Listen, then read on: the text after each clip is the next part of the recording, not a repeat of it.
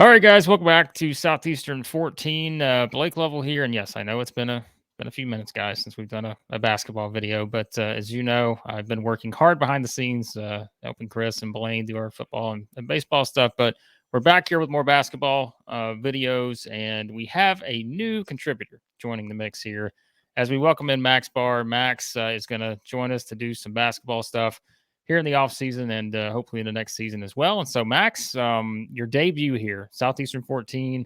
I'm going to give you the quick hint, okay? And I know there's going to be other fan bases watching this, but anything positive you say about Arkansas will always be well received by a very large chunk of our fan base. But as I said, we have plenty of other fan bases as well. But if you say something positive about Arkansas, you're going to be just fine. So. Thanks, Blake. Yeah, so excited to be here. This is the best time of the year for hoops fans. It's the portal madness. Come on, baby. The portal never stops. Although, no, it doesn't. It never stops. We're doing this on Wednesday, folks, by the way. So, we have like the NBA stuff that we will talk more about probably in another video we'll do here in the next couple of days. But we're just going to focus on transfers right now because I think that's the again, it's kind of come and gone in terms of the bigger moves, but again, there are still people out there. So certainly we have no idea in terms of who else could still be moving, but we're just going to give you where we are right now in terms of looking at it. And we're going to rank these in terms of our top teams. So how we're going to do it is we're going to count them down. I've got my top 5. Max has his top 5. And we're just going to start at 5. We're going to count it down to 1. And we're just going to kind of give you what we think in terms of which teams have done the best in the transfer portal this offseason. Now, Max and I were talking before we started recording.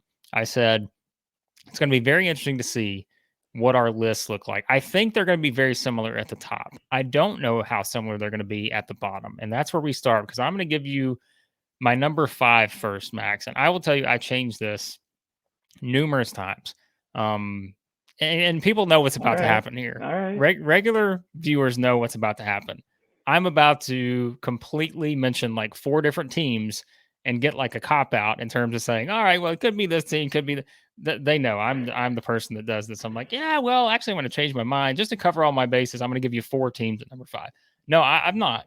So I will tell you though the teams that I was deciding against because I think that's a better discussion to have. So for the number 5 spot, of course, I was struggling a little bit between 3 teams in particular. Now, let's just say this quickly about transfer rankings, right? There are some teams, like, for example, Texas A&M, I thought they did a great job getting the couple of players that they got. But it's not a large number, so it's hard sometimes to just know exactly what to do with a team. And some of this will be based on numbers, right? Like, there are certain teams that got 5+ players. So, right. You're going to kind of value that to a certain extent. But I will say there was one team that as of right now has 2 players that I have in this, and that's Alabama, who is bringing in 2 guys, Aaron Estrada, Latrell Wrightsell, who I think, and look, as we said, we're doing this on Wednesday. They've gotten the news that Mark Sears is going to be back. Javon Quinterly is going to be back. We know Charles Bediako is not. That's a significant loss in the front court. But I think adding Estrada to the mix, adding Wrightsell to the mix, getting those 2 guys back, which we're not necessarily adding into our rankings here, but I think those 2 guys are really, really important in terms of what they are going to do under Nate Oates, and we know the style they like to play. So ultimately, it was a decision for me between Alabama, Tennessee, who has gotten 3 players coming in, and South Carolina. I think South Carolina is the underrated one here because I think South Carolina is very sneaky in terms of what they brought in. And I almost gave the nod to South Carolina on my notes here. It says Alabama / South Carolina, but I'm ultimately going to go with Alabama, even though they've only got 2 guys coming in. I love that. I don't like it. I love that. I think you can put that same ideology of, it might only be 2 guys, but they're really important to what this team is trying to do. I slapped that on to Mississippi State also. That's another good one. When I was looking at teams that were just kind of on the outside, I thought they added Jimmy Bell from West Virginia to give Tolu Smith a little bit less pressure in the front court. And then Andrew Taylor is a nice scoring guard. You saw there in the play-in game with Mississippi State, Shaquille Moore missed that wide open 3 to beat Penn State. They missed a lot of threes, Max. They need a little bit more guard scoring. So, yeah. Oh, they missed a ton of threes. They are not the best 3-point shooting team. So I liked what Chris Jans is doing there. Mississippi State right on my outside. With number 5, I'm actually going to go with LSU. Ooh. LSU is my number 5, and I think Matt McMahon is doing a good job, but I don't know if these guys are going to be, compared to other transfers coming into the SEC, if these are going to be immediate, double-digit scores. He brings in Will Baker from Nevada, who puts up double digits in the Mountain West. But if you look at Will Baker's game log, it'll be like 15 points, then 3 points, then 11, then 2. And so it's like, will this consistency translate to the SEC? I'm not sure, but they did a good job in backing him up with Kentucky transfer Damian Collins. So maybe lacking a little bit on the star power, but I think he makes up for that with the guards that he brought in, with Jalen Cook from Tulane, averaged 20 points a game. Didn't really have that guard scorer last year. I thought Adam Miller was going to be able to be that guy.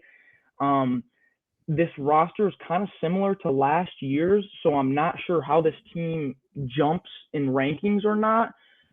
It's a pretty similar makeup with, KJ Williams kind of being undersized big. I feel like Will Baker's kind of going to get bullied around maybe by your Janai Brooms, your Oscars if he comes back. So I'm not sure how this roster is going to pan out, but with losing the amount of guys that Matt McMahon lost, I think he refilled in pretty nicely.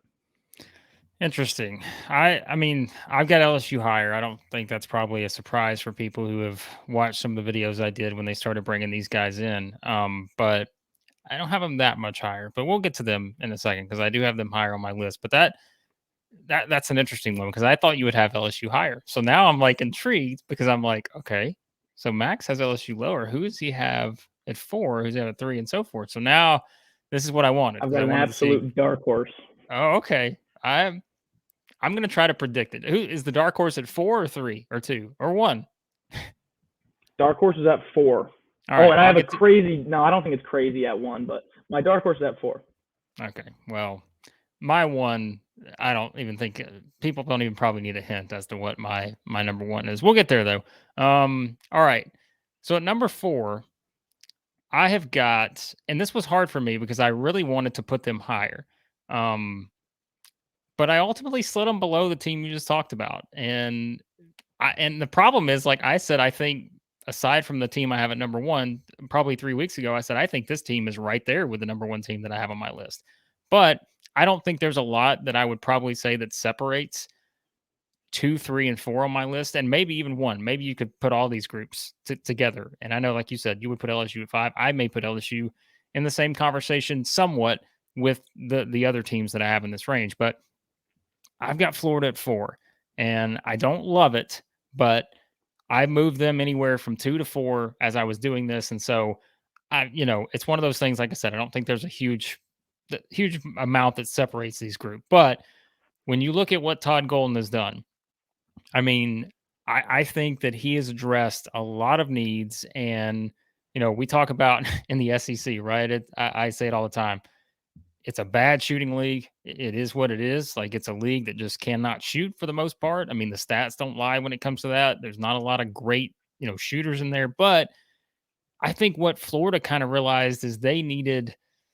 Look, I mean, you're losing a Colin Castleton, right? Like, immediately that's something that you have to replace. And so I think with what Todd Golden has done by getting the guys he's brought in, not only has he brought in size, but he's brought in experience. And I think there's something to that because we're seeing. Right? We talk about the teams that are winning. They're usually teams that have a lot of experience in the SEC. It's a physical league. And that's where I think it's going to be interesting to see how some of these guys adapt to that. And we always say it, but EJ Jarvis, Tyrese Samuel, Micah Henlogden, those guys. But then you're adding a Walter Clayton, right? And you're seeing what he can do at the guard position. I almost feel bad putting Florida this low because I think Florida they've done a terrific job to this point. And so that's why I've got them here at 4, even though I could make the case to probably put them as high as 2 on my list. Yeah, I'm in agreement. I think Golden has done a great job in the offseason. I have him a little bit higher. My list, we'll get to that later. But one thing I will say about Florida is I'm a little bit not worried, but they have 3 open spots. And I Yeah. really, for the past, like, I don't know, 2, 3 weeks, it has been almost radio silence. I know they're looking at Zion pulling out of UC Riverside to add some guard depth, but I really have not heard much out of Gator camp here. So Yeah. moving on to my 4, a little bit of a dark Hold on. horse. A little I'm bit of gonna a guess dark it. horse. All I right, was here we go, Max. I'm gonna try to guess it. oh Okay. All right. So let me think. Let me pull up my list here because I did my list all the way to 10 just to make sure I wanted to make sure I felt good about okay. my order. So the teams I had behind the ones I mentioned earlier. I mentioned Tennessee, I think. I had Missouri, I had Georgia.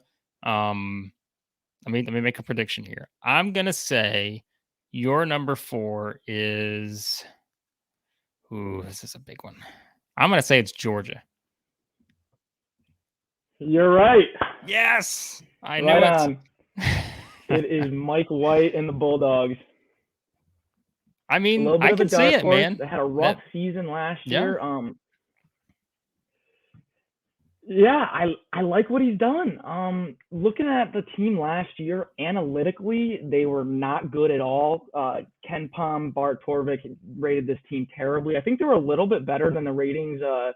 The analytics showed this team to be. If you watch the eye test, there were plenty of games where like Terry Roberts would just go off. Um, and Mike White he's not the best coach in the SEC, but he's shown that he can take a team to a tournament. Did it at Florida.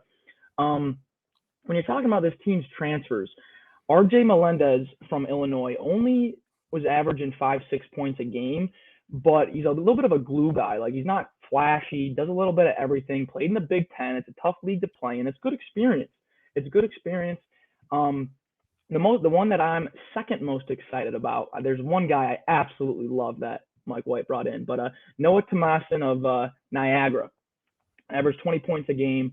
If you go and you watch his highlights from Niagara, I never watched a game of him playing, but his highlights are just money. He's 6'3" as a point guard, so he has that size to take guys in down low, and he finishes a lot of and ones. He's a real physical guard, and they have Justin Hill at 6'1", 180 at point guard, so he's a little bit undersized.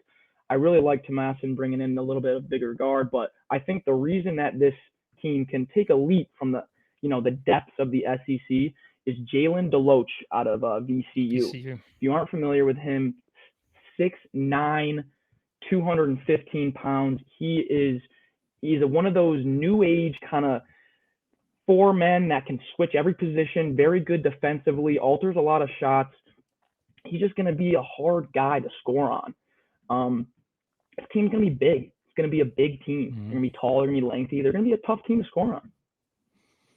Yeah. I like that choice because I had them a little lower, like I said, probably beyond the honorable mention. But I think in terms of what they could do, because I mean, you just mentioned it, right? They go from Tom Crean's last season, Mike White's first season, which just feels like night and day, even though it's not an NCAA tournament team, but like still it's a huge development to get to where they got to last year. Now it's about taking that next step. And I think they've definitely got some players that they brought in that can definitely do that. When you look at, like you mentioned, obviously we weren't able to watch every game for these guys last season, but when you look at the highlights, the overall kind of skill set for some of these guys, I think they'll do well. And like you mentioned, having some size definitely helps in the SEC, just given what we talked about. So I like that one. That's a good dark horse pick, and I probably should have put Georgia a little bit higher on my list overall. But yeah, that's an interesting. All right, number 3. I probably don't need to say a whole lot. We can probably just jump right to your number 3. As we said, there's going to be some overlap here, but I have LSU at 3. I decided to put them there. Again, I think you mentioned some good points about like how does a Will Baker adjust to the SEC. I think I'm very intrigued, and everyone watching knows this. We talked a lot this past season about Jordan Wright and kind of his what he did at Vanderbilt and just kind of helping turn their entire season around. And so I think that just having someone like that on the roster is exactly what they were missing last year. And so I think now adding him to the mix, I feel like is the biggest addition overall for them. But I also am very intrigued by Really? Damian Collins. Yeah. I mean, and look, the Collins thing to me is you could see, there were times, when Kentucky where you're like, he wasn't on the floor a ton at times, but you can see there were times where when he was out there, they just looked better. Like they seemed to flow, and there were things that he did that other guys couldn't do on the roster. And I think that's even with an Oscar Tshiebwe there. So I'm very intrigued how Matt McMahon's going to use him, but I I think it's fair to say it's really a matter of seeing. You do have guys that, but we're not talking about the two I just talked about in Jordan Wright and Damian Collins, but you do have guys that are transferring up, and that's the phrase we always use, right? Is when you have guys who are transferring up, it's the numbers are there, they look great elsewhere, but we've seen a lot of guys come to the SEC at this point where it doesn't get there when you're playing this kind of style, this grind year in, game in and game out once you get to January. And so I think that's probably the biggest question is to see. I don't have a lot of questions about Jalen Cook. I think he'll be just fine. Like I really do. Like I think he's going to be really good. I agree. Yeah. I mean, I think he'll be one of the better guards in the league. Then it's I think looking at guys like Carlos Stewart, right, and looking at what he can bring to the table. And we talked about Will Baker. So I think by necessity, LSU probably had to have the most guys come in because they were the worst team and they needed to really just sort of revamp their roster. So I am probably a little bit higher on them than you are, but as we always say, I think it's a guessing game. But I think Jordan Wright and Damian Collins are the two that I find the most intriguing because anytime you get an SEC to SEC transfer, especially with a guy like Jordan Wright in particular, who has got a lot of miles on the tires, just given how many minutes he played at Vanderbilt. Yes, he played for a team that's really struggled, but they really, he was a big part of their success. And he, towards the end of the season, I think you could argue towards the end of the season, he was one of the better players in the conference, just in terms of how he was playing down the stretch. So that's why I would put LSU at 3. Yeah, I agree. I think they brought in great people. I think this is kind of a test for Matt McMahon this year. Yeah. What has he got? Because he's got the guys now. He's got the guys. Yeah, I like it. I think LSU definitely improves from last season based on this roster. My number 3 is, you mentioned it already, Florida. I love what he did. What Todd Golden did this offseason. I think if he adds some depth, he needs some guard depth. There's really no one behind Walter Clayton right now. Yeah. If he adds a little bit of depth, I might move them up because but I think I know why not a lot of people are coming in, because Todd Golden's already got his starting 5 and his 6-man. It's a hard sell to transfers right now. You got Walter Clayton, Will Richard, Kujal, EJ Jarvis, and then either Handloten or Samuel at the 5. You got your top 6 guys, so it's a hard sell for transfers to want to come in and just kind of come off the bench. But what I will say is he attacked shooters in the portal. Okay, Walter Clayton, 40% shooter at point guard. It's critical to have your point guard be able to just if you can't go under a screen on him. It changes defenses having that point guard be able to shoot 40%. And then EJ Jarvis at the 4 also shoots 40%. And then Kujal and Will Richard in the middle. So that's 4 guys in your starting lineup that shoot 40% from 3. It's going to be a hard offense to stop. There's going to be a lot of spacing. And with 2 7-footers, I think Samuel's 6'10", but with 2 tall guys at rim protection and 4 guards that can shoot 40%, I like it. I like this roster. Yeah, I think you said it better than I said earlier. I think I was trying to allude to the shooting, but I don't think I ever actually said it, but you said it. Yeah, I mean, and I mentioned this a lot, and we're probably going to tie this into, my guess is we have the same top 2. Now, I don't know what order it's going to be in, but I'm pretty sure we have the same 2 top teams. I think we have a different order. Oh, okay. Well, one of us is going to make a certain fan base happy. One of us is not. So let's see who that's going to be. No, I think, look, that's, I always say, and I've said this, as I was doing the transfer videos last month or whatever, I said, look, anytime, I think it's very clear. You look at all of the additions in the portal to this point in the SEC, not everybody has come in with this pedigree, but clearly the SEC coaches, they were identifying shooting as a big need. And again, that's everybody, because really, I mean, other than Alabama and Missouri last season, everybody kind of, had a lot of inconsistency in terms of shooting the 3. And so I think that's going to be something that was clearly a clear need for every team. And you've seen teams like Florida bring these guys in. It's just, can those percentages continue to, like we said, moving from this place to this place, can those percentages stay where they are? You expect a little bit of a drop off, but it's just, can it be respectable? Because in the SEC, if you can shoot 35% or higher from three, like you're ahead of the pack because there's not a lot of great shooters in the league right now. So, all right. So we've gotten to the point now where you And think they'll we're going to probably be start 4 of those guys.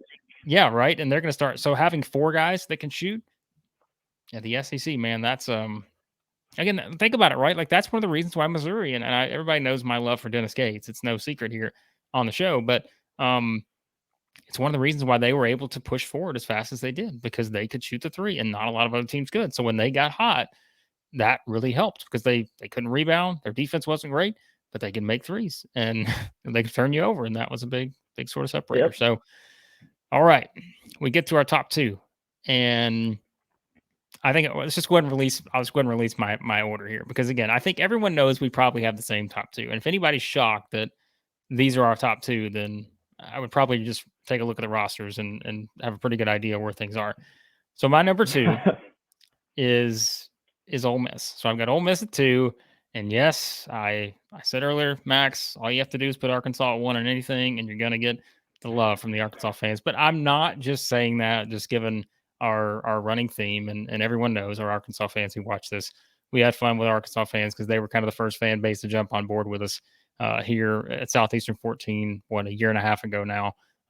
But I do have Ole Miss at 2 and Arkansas at 1. And I think, as I said, honestly, I could switch the order because I do think what Ole Miss has done, quite honestly, is exactly what I expect them to do. People were asking the question, right, when Chris Beard was hired, how fast can they turn around? My answer, 1 season. Like, because it's this era of college basketball, right? I mean, all it takes is 1 off season and you can completely change the team. And that's kind of what Chris Beard's doing. And I'll go ahead and say right now, like, this is not a transfer, but them getting Matthew Morrell back, like, huge, significant. Like, when you think about getting him back now it's significant when you think about what they have coming in. Obviously, look at the group that they brought in. I mean, Alan Flanagan, who I've always said to me has been one of the more, when he's healthy, one of the more underrated players in the league.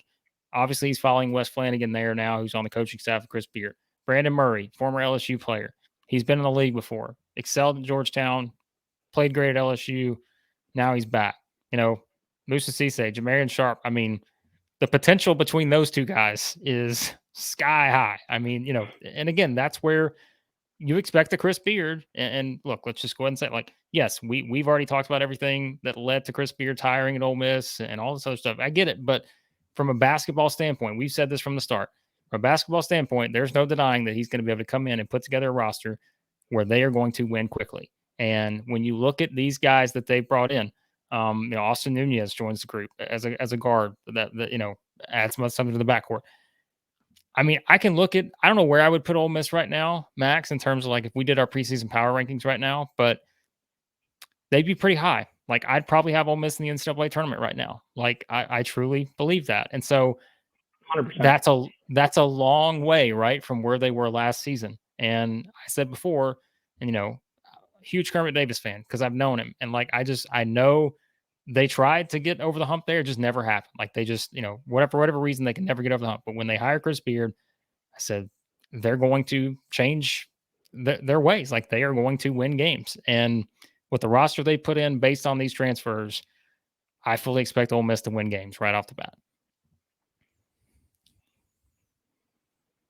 100. I couldn't have said it better myself. 100%. I actually have Ole Miss at 1. No, I think they just slightly edge Arkansas. So I'll go ahead and talk about Ole Miss just to piggyback off you. I think that this is a top 5 seed in the tournament. I think you're going to see a 5 seed, maybe 4, 6, 4 if they overachieve, 6 or 7 if they underachieve a little bit. I think it's a top 25 team in the country with this Florida class. You get Jamarion Sharp and Moussa Cisse. You have the best rim protection tandem in the country. I don't think there's a better rim protection from a defensive standpoint, a better 2-player 5 tandem than Jamarion Sharp and Moussa Cisse. So you're going to say what you want about Chris Beard and his off the court stuff. On the court, he knows how to coach a defense. Yep. Did it at Texas Tech, did it at Texas, knows how to coach a defense. And that is what he went out and got in the portal. He wanted tall, lengthy defenders that are going to be tough to score on in the paint. And he's got that. So he's got the anchor of his defense, which is everything for a Chris Beard team. And then, like you said, you had good guards, Nunez, Brandon Murray, get Murrow back. Brakefield coming back at the 4 is huge. It's a very athletic 6'8" guy at the 4 that can kind of stretch the floor a little bit, put the ball on the floor. So I mean, yeah, I think if you're not in the loop with SEC basketball, you might be overlooking this Ole Miss team a little bit. I don't see how this starting 5 is not one of the better starting 5s in the country. Yeah, I mean, like I said, I could certainly make the argument that they should be there, and ultimately, I'm kind of with you. I probably wouldn't have thought about it, like, because usually I'm so focused on the SEC, but I'm like, they probably are a top 25 team right now, like that, without probably a lot of doubt about it. Like, I think you're right about that. Like, I mean, that starting 5, and sometimes we talk about depth and everything, right? But I don't know, man. As we've seen with other teams, you got your 5. Sometimes that's all you need. Like that, and not to say they don't have depth, because I think they do have depth. Just given, like we talked about, the guys that are coming back too, that are combined with those. I mean, 1 through 7, man, they are. Yeah, they look good right now. 1 through 7 right? is a good 7.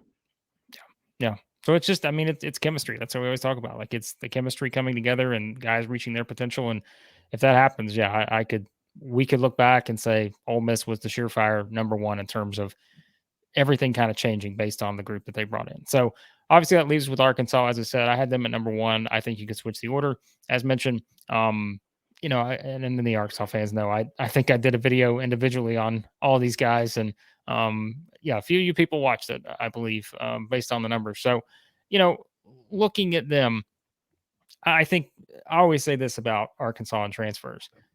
At this point, Eric Musselman gets the benefit of the doubt. Anybody he brings in, I just assume they're going to go out and fit exactly what they need. Not going to happen with everybody. There may be one guy of this group that isn't who you think he's going to be necessarily. But overall, Muss has the best. We use the baseball term. I know Arkansas's deep into the regionals here as they make the march towards Omaha. But we use the baseball term. Muss has the highest batting percentage of anybody in the transfer portal, in my opinion, just based on the guys he's brought in over the years. Like, he's got the best percentage. He's got the most home runs too. Like, he's got, the most guys, I think, that have just come through and just been, I mean, look, like I said, they've gotten back-to-back Elite Eights and a Sweet 16. They beat a number 1 seed last year. So it's that's who they are. So, and so I think that's exactly when you look at this group they're going to bring in, right? Whether it's Tramon Mark, who's coming from Houston, he's going to add an element from somebody, comes from a defensive-minded team. He's going to come in and be someone who can do a lot for them. And I'm really excited to see what he's going to be able to do, whether it's Khalif Battle. And you said it a minute ago, and we talked about the theme, 3-pointers. My goodness, that was a clear objective from us in the transfer portal, was to get some guys who could shoot, because that was the one thing we talked about last year. We said that you take that out of, you make Arkansas shoot threes, you're in good shape, because there just was not enough consistency there. But pretty much everybody they brought in a certain sense, could probably give them some help in terms of the 3-point shooting. And of course, they've got some new guys coming in as well that will join them, and some guys coming back, which are still TBD. As you know, we're still waiting to see what happens with, a couple guys coming back. So, but when I look at this group, whether it's Mark, Battle, Davenport, Ellis, Menifield, any of those guys, I think that I'm very excited at just knowing that they kind of have the skill sets. I feel like that all kind of complement each other pretty well. Yes, you're going to ask the same question every year. Is the chemistry there between all these guys? We'll find out, because I think when you bring in so many new guys, whether it's Arkansas, LSU, Florida, whoever, you're always going to ask that question. But as I said from the start, I give Muss the benefit of the doubt. And I think that when you look at the group he's brought in, I feel like this is another one of those kind of slam dunk type groups that they're going to come right in. They're going to fit certain needs on that roster. And it's probably going to lead to Arkansas once again being a team that can play into the second weekend of the NCAA tournament. Yeah, you nailed it on the head there with Tramon Mark. I don't think enough people are talking about this guy. This is a guy that started every game, played 35 minutes for like top 2 team in the country last year for the whole. Houston was. I mean, how is this not a bigger? This guy is good. He's really good. probably going to start every game for Arkansas this year. Tramon Mark is a really good player. Everyone says, like, oh, he's a little bit inconsistent with his jump shot. Listen, the guy just started every game for Calvin Sampson. All right, he's a gamer. And then they just brought in guards galore. Ellis, Khalif Battle, Keyon Menifield. Some of them have got a hit, you know. Yeah. This Arkansas team finished 22nd in KenPom last year. Didn't have Nick Smith for most of the year. Didn't have Trayvon Brazile, who don't even get me started on Trayvon Brazile. I think he's one of the best players in the nation next year. He is just so talented. I think he's going to be the best stretch four in the country next year, and that's not even a hot take from me. Sorry, I think I'm all in on the Trayvon Brazile train. This team maybe a little bit lacking at the 5 now. I've heard a little bit of rumors, but around Fall and around Mekhi Mitchell. I'm not sure what the situation there is at the 5, but is from 4 through 1, Muss did his job and then some. I think I'm not think this is a hot take. I think this is going to be a top 15 team in the country. Yeah, I'm with you. I think 22nd in KenPom last year, and I think they get better. Yeah, I'm with you. I think that's, like you said, I think when you look at it, and I just think it always comes back to my confidence in Muss. Like, the Muss bus always is, fully gassed up and ready to go to start this, and look, it may not be right off the bat. And I always say that, right? Like I feel like Arkansas fans, I understand the frustration, but like you see this with some of these teams. Sometimes they hit those stretches early where it's like, I don't know about this group. Like, is the chemistry there? But then guess what happens? They eventually turn it on, and they eventually, with more games together, they figure it out. Maybe the same way with this team. Could be. Could take them a little while. I don't know. But I just think that confidence, the history speaks for itself in terms of him being able to turn it around, to eventually find the right buttons to push, to eventually put the right guys on the floor. And you said this a second ago, and I think it's interesting to point out, is they may not all hit. There may be one of these guys that is, like I said, it may not. But that's what happens, though, when you bring in this kind of talent. Like, eventually, I think you find the best way to use that talent. And even if guys aren't going to hit, maybe look, I don't expect Ellis to have the usage percentage he had at Louisville, right? Like, it's not going to happen because he was on a team that had nothing outside of him pretty much. That's not to knock the other players, just where they were. So, but I think you look at it just the makeup of things. And so, yeah, I mean, I still averaged over 4 assists per game. Right. That's the thing. So you can't forget that. So I really like this group. And like we've talked about, I think, and I feel like we can say this every offseason, but I mean, I think some of these teams in the SEC have done a really good job, again, of identifying it. And we haven't, as we said, we're only doing top 5. We could mention all of them. You guys can go back through and look at the videos I've done in the offseason, kind of looking at the other transfers, kind of profiling all these guys to give you a better idea of what they're going to be. But, I do think it's going to be fascinating to see kind of what, the SEC looks like next season, because obviously we've gotten to the point now in this era where a lot of it is built on transfers. You see some of the top players at mid-major schools come to the SEC. You see top players at, other, power conference schools come to the SEC. And it's just that blend and kind of putting everything together with the transfers, with the guys that are coming in freshman-wise. And as we said, guys who are going to be coming back from the NBA draft process and all of that. So it'll be a lot of fun to kind of keep up with everything. And Max, hey, this was a lot of fun. As always, we're going to joke here, but like I told Max, I said, Max, we're going 15 to 20 minutes. And here we are 35 minutes later. That's our love for SEC basketball here at Southeastern 14. And we have a lot of, I know, fans that love it just like we do. So Max, well done on the first go around here, and hopefully many more to come. Hey, thanks, Blake. Thanks for having me. Guys, this is what I do. This is what I love. SEC basketball, baby. It doesn't get any better than that. Everyone is saying the Big East is the premier conference next year. I think it's the SEC. No bias. Swear to God. I think this is an 8-19 league. I think this is going to be the Big 12 of last year. Just buckle up. Arkansas fans, Max has told me he accepts all bribes if he would like to get him to move Arkansas to number 1 in his transfer ranking. So leave your bribes in the comments below. We will appreciate those, and we will see if we can get Max to move Arkansas to number 1. No, but in all seriousness, Max, great stuff. And yeah, we look forward to doing more of these videos. So for you guys to watch these videos, we're going to be doing on SEC basketball and everything else. You've already seen our SEC football stuff Blaine's been doing, SEC baseball stuff with Chris. We will have a lot more of that to come. And yes, we will have our SEC football stuff really starting to crank up next week. So check out all the videos Blaine has done so far. And you'll see me, Chris, and Blaine doing a lot more football stuff starting next week as we get ready for the 2023 season. So be sure to hit that subscribe button. And again, more basketball videos on the way here in the offseason as we look ahead to next season in SEC basketball. So appreciate you guys watching as always. And we'll talk to you again here next time at Southeastern